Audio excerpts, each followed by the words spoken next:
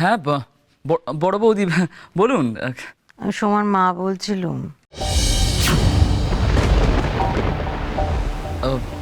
হ্যাঁ মা, বলুন বলুন মা, কেমন আছেন? আর কেমন আছে? বাপ মারা ভালো থাকে সন্তানের মুখের দিকে চেয়ে। তারা যেমন রাখে তেমনই তাদের থাকা। আবার শুরু হয়ে গেল বড় বড় কথা। তুই কাল একবার তোমার মাকে নিয়ে আমাদের বাড়ি আসতে পারবে?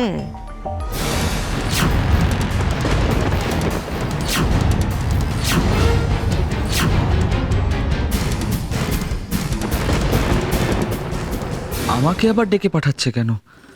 তাও মাকে নিয়ে? কোনো গোলমাল হলো না তো? দূর, ওপাশে সিদ্ধার্থ কি বলছে কে জানে। হ্যালো, হ্যাঁ হ্যাঁ হ্যাঁ মা, বলুন। কি বললুম শুনলে তো?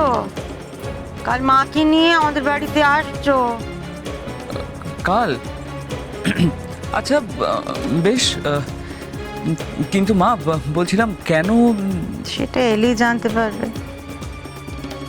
হ্যাঁ মা, মানে তবু যদি একবার মানে কি কথা বলার জন্য ডাকছিলেন একটু যদি জানা যেত। বলুম না, এলে জানতে পারবে। এত সাসপেন্সের কি আছে বুঝি না বাবা। জামাই আদর করতে যে ডাকছে না সেটা তো কথা শুনেই বোঝা যাচ্ছে, কিন্তু কেসটা কি হলো? কাল এসো কিন্তু। হ্যাঁ হ্যাঁ মা, অবশ্যই আসবো। আপনি যখন ডেকে পাঠিয়েছেন নিশ্চয়ই কোনো জরুরি ব্যাপার আছে, তাই না? হ্যাঁ, জরুরি ব্যাপার বলি তো ডাকছি। আর শোনো, একা এসো না, মাকে মনে করে নিয়ে আসবে, কেমন? মাকে আবার এর মধ্যে জড়াচ্ছে কেন? বেশ মা, আনবো। ছাড়ছি তাহলে।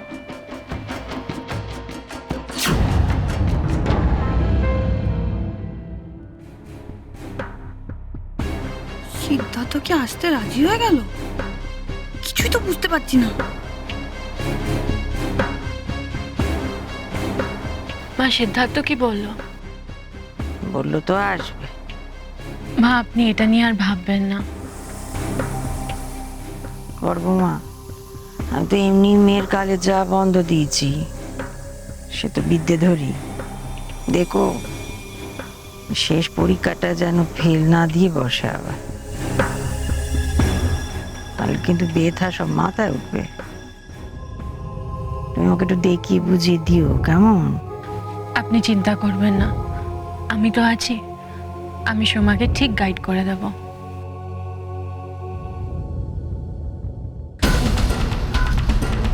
আমি এখন কি করি?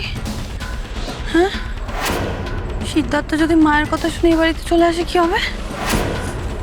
ও মা, ও বাবারে, পরদিন না সবটাতে বাড়াবাড়ি। মাকে দিয়ে আবার সিদ্ধার্থকে ফোন করালো, যত সব। এ বাবা, কে কার সিদ্ধার্থর ব্যাপারটা যদি জানাজানি হয়ে যায় না, সোমার বিয়ে হোক চাই না হোক, কাকুলি তোর বিয়েটা তো ভাঙবেই ভাঙবে। উফ, আমার কপালে কি নাচছে কে জানে। সিদ্ধার্থকে যেভাবে হোক আটকাতে হবে। তো গোয়েন্দা বদ দিয়ে আবার খুঁচিয়ে খুঁচিয়ে আরো কি কি বার করবে কে জানে। তো আমি সিদ্ধার্থকে আটকাবো কি করে? না না, ওকে এ বাড়িতে আসতে দিলে কিছুতেই হবে না। কি করি আমি?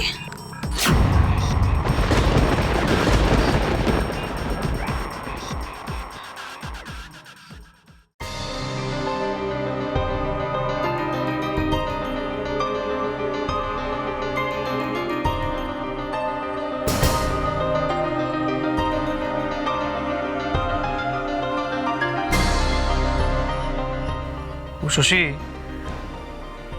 তখন থেকে তুমি কি করছো বলো তো? আরে সোমার জন্য এই নোটসগুলো বের করে রাখছি। এই কপিগুলো ওকে আমি দিয়ে দেবো। যেভাবেই হোক ওকে এই পরীক্ষাটায় পাশ করাতেই হবে।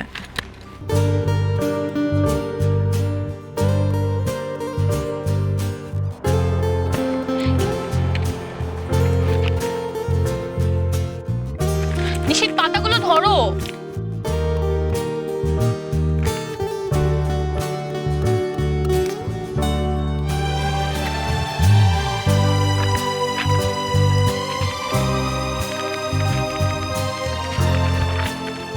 না,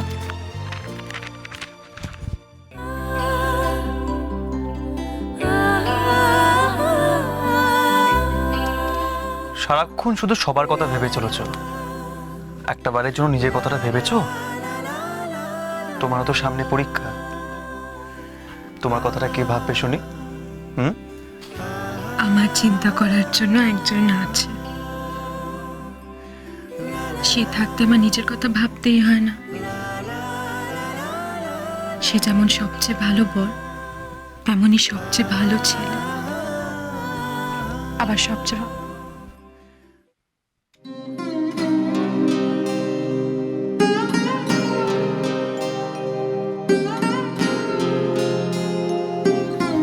সবচেয়ে ভালো ছেলে আর হতে পারলাম কোথায় উষসী? জানো তো,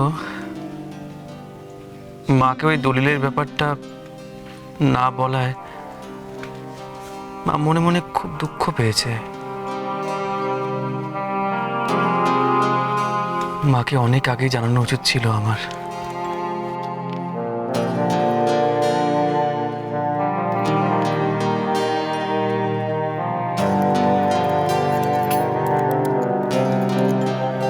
ওটা নিয়ে মন খারাপ করো না।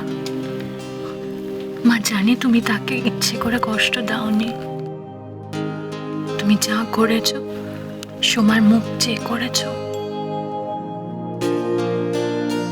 কে জানে মা আমায় এর জন্য ক্ষমা করবে কিনা।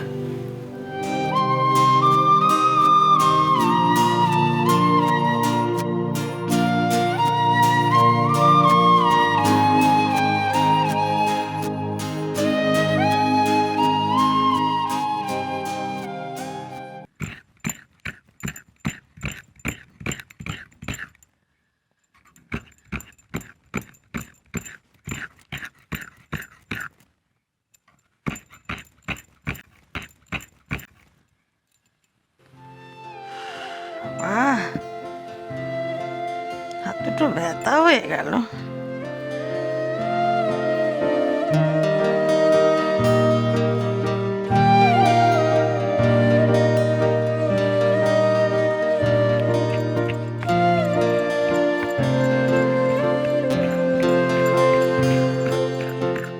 আমি নারকেল কেটে দেবো? কি করে দেবে? একে কেটে দেওয়া বলে না, কুড়োনো বলে মা। এইটুকুনিও জানো না? তুমি কাজ করে দিতে এসো। এই বয়সে ছেলের বউদের উপরে সংসারের কাজের ভাত দিয়ে আর ধর্মকর্ম পুজো আচ্ছায় মন দেয়। ভবানী সারা জীবন এই হেঁচেল ঠেলাই আছে বোধ হয়। কার হাতে যে সংসারের ভাত দেব কে জানে। লক্ষ্মী, হ্যাঁ গুরুদেব। তোমার দাদু তোমার ভার আমার হাতে দিয়ে গেছে, এ কথা তো তুমি জানোই। তাহলে নিশ্চয়ই এটাও জানো যে আমার আরো একটা কাজ আছে, তোমার পাত্র নির্বাচন করা।